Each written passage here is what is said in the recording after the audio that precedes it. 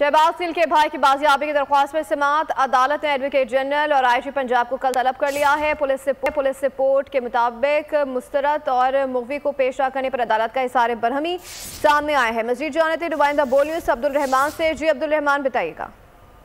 जी बिल्कुल, लाहौर हाईकोर्ट के जस्टिस अमजद रफीक ने शहबाज गिल के भाई को बाजियाब न कराने पर और जो आईजी पंजाब की जानिब से जो रिपोर्ट पेश की गई है उस रिपोर्ट को मुबहम करार देते हुए सख्त इशारे बरहमी करते हुए अदालत ने कल एडवोकेट जनरल पंजाब और आईजी पंजाब को ज़ाती हैसियत में तलब कर लिया है। अदालत ने कहा है कि अगर जरूरत पड़ी तो वज़ीर आला को भी तलब किया जाएगा। अदालत ने अपने रिमार्क देते हुए कहा कि जबरी गुमशदगियाँ आइन में दिए गए बुनियादी हकूक़ के खिलाफ हैं।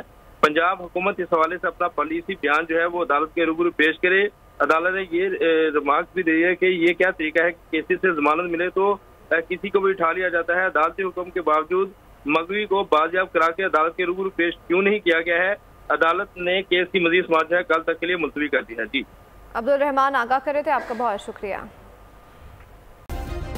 सब्सक्राइब करें और बेल दबाएं ताकि कोई खबर रह न जाए।